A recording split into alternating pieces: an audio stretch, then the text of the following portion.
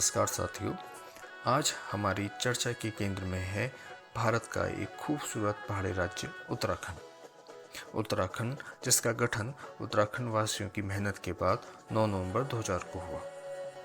आजकल उत्तराखंड बारिश और भूस्खलन की खबरों की वजह से चर्चाओं में है। उत्तराखंड जो बेहद खूबसूरत प्रदेश है, पर उत्तराखंड बनने के बाद उत्तराखंड की आवाम का उतना भला नहीं हुआ जितना भला हुआ उत्तराखंड के कुछ मुट्ठी भर चुनिंदा नेताओं का। आजकल उत्तराखंड भूस्खलन की स्थिति का सामना कर रहा है। राज्य के हर पहाड़ी क्षेत्र से जमीन धंसने की खबर हर दिन खबरों में है, और इसका कारण अगर समझने की कोशिश करें तो समझ आएगा कि अंधाधुंध जंगलों का कटान विकास के नाम पर किया गया है। हमें समझना होगा कि उत्तराखंड पूरी तरह से पहाड़ी राज्य भी नहीं है।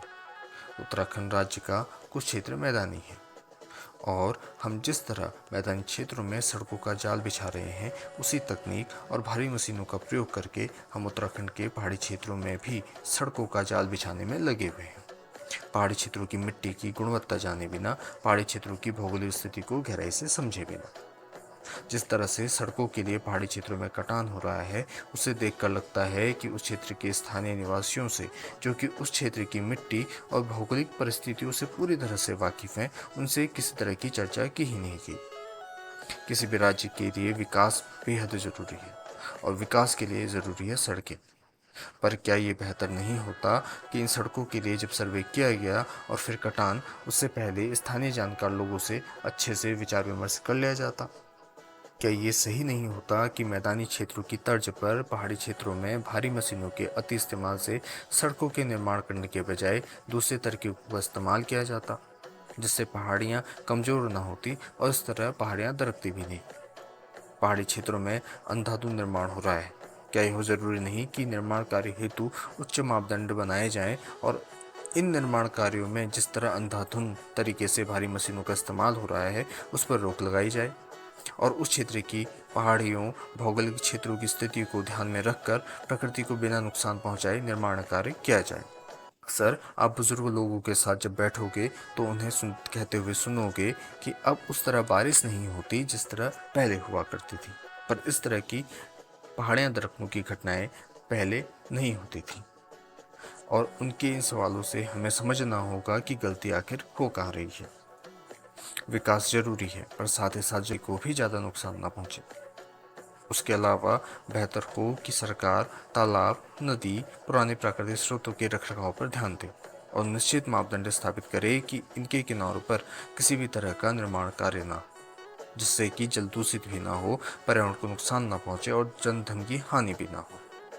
अंधाधुंध निर्माण कार्य में कई प्राकृतिक स्रोत अब बंद हो चुके हैं, और कई जगह पानी दूषित हो चुका है।